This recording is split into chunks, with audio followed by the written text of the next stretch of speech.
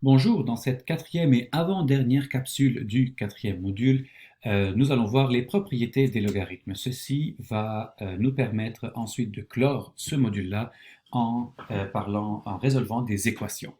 Donc, c'est quoi ça, les propriétés des logarithmes? C'est un peu comme les règles algébriques que nous pouvons suivre avec les logarithmes. Ces règles-là sont reliées à ceux des exposants, car rappelons-le, nous avons une équivalence.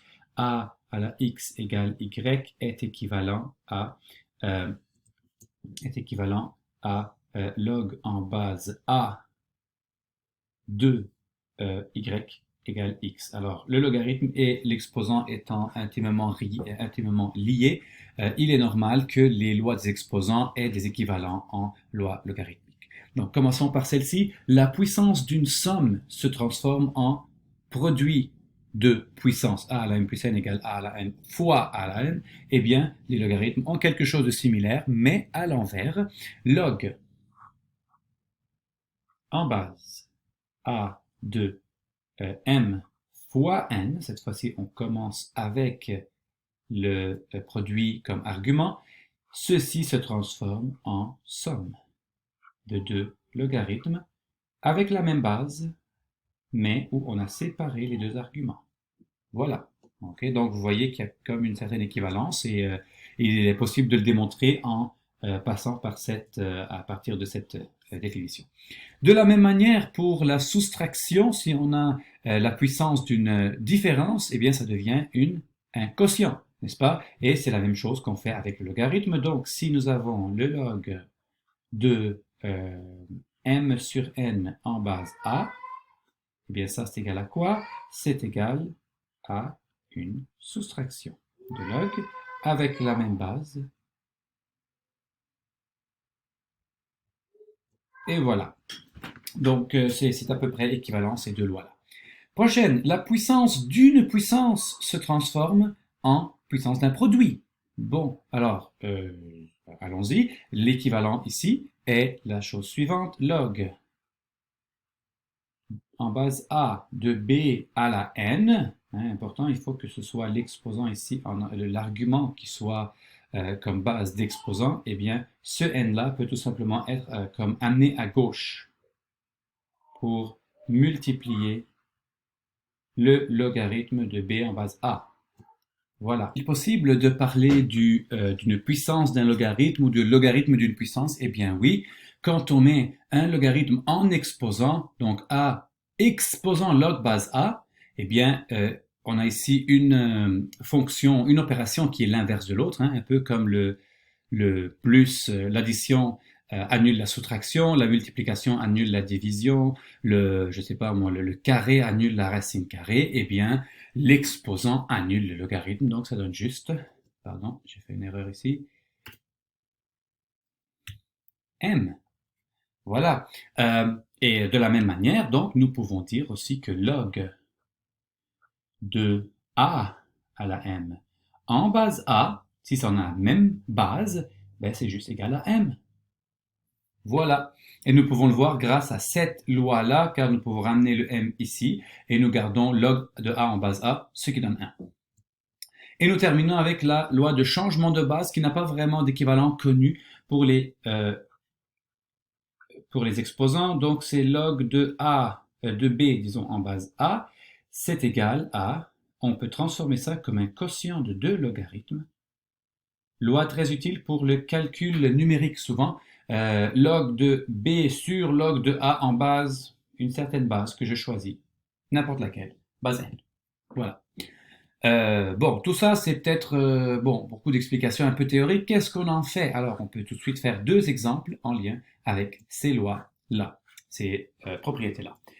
Premier exemple, nous allons essayer de simplifier toute cette expression en l'exprimant en un seul logarithme. Donc, allons-y. Comment est-ce qu'on va faire ça? Qu'est-ce que je remarque? Qu'est-ce que je remarque? Donc, ici, j'ai le logarithme de quelque chose. Pour l'instant, je ne touche pas à ça. Ici, j'ai deux fois le logarithme de quelque chose. Qu'est-ce que ça me rappelle? Eh bien oui, ça vient me rappeler cette loi-ci. Donc, qu'est-ce que je peux faire avec ce qui multiplie le log? Le mettre comme exposant de l'argument. Donc ça me donne log de x au carré moins 4. Je vous fais remarquer ici une petite chose, c'est un rappel plus qu'autre chose. On ne voit pas de base. Qu'est-ce que ça veut dire? Ça veut dire que la base est 10. Hein? Donc une base 10, en fait, nous ne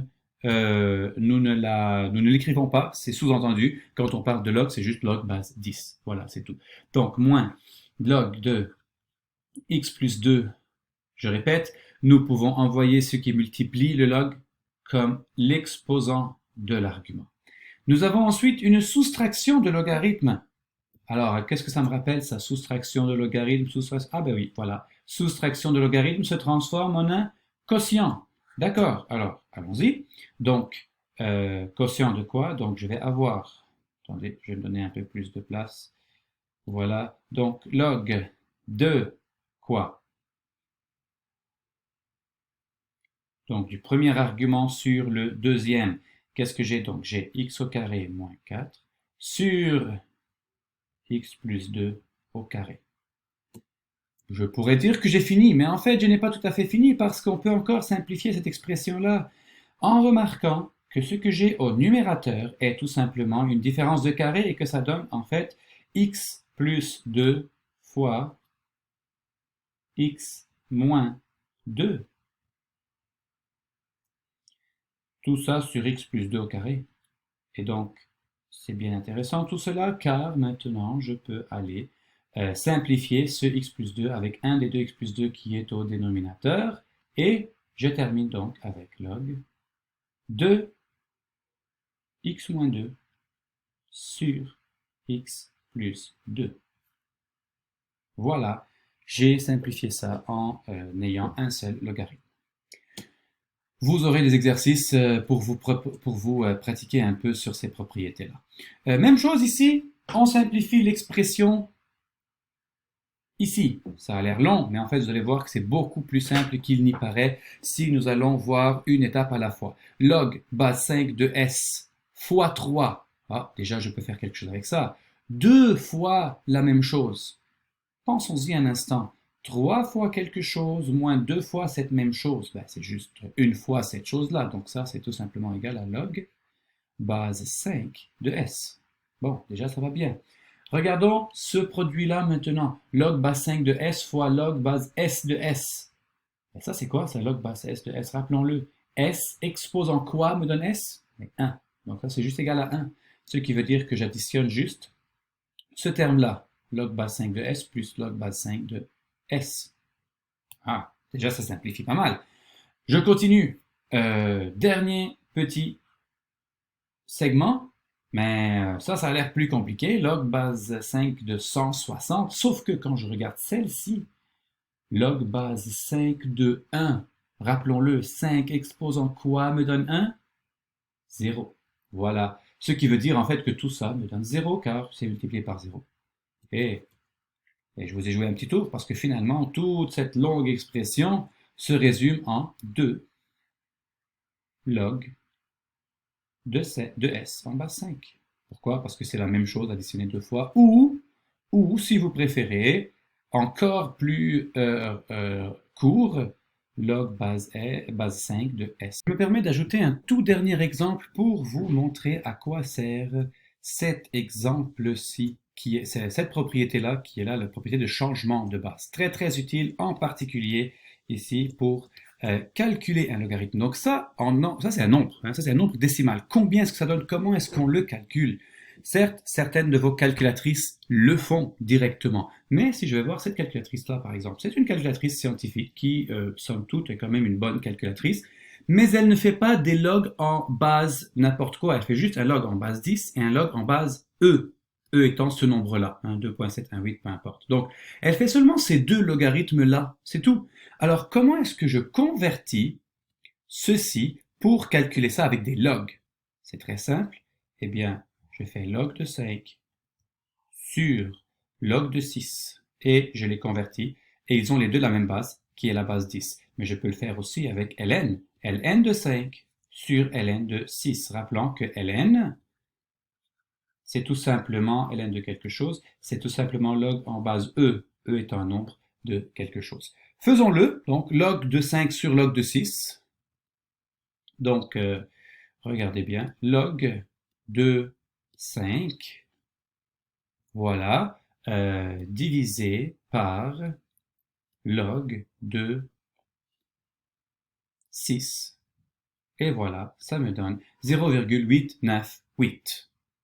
On fait avec ln de logarithme naturel qui est en base e, ça donne exactement la même chose. Donc c'est à peu près égal à 0,898.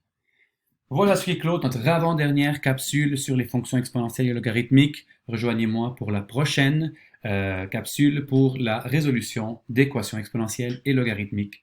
Merci, au revoir.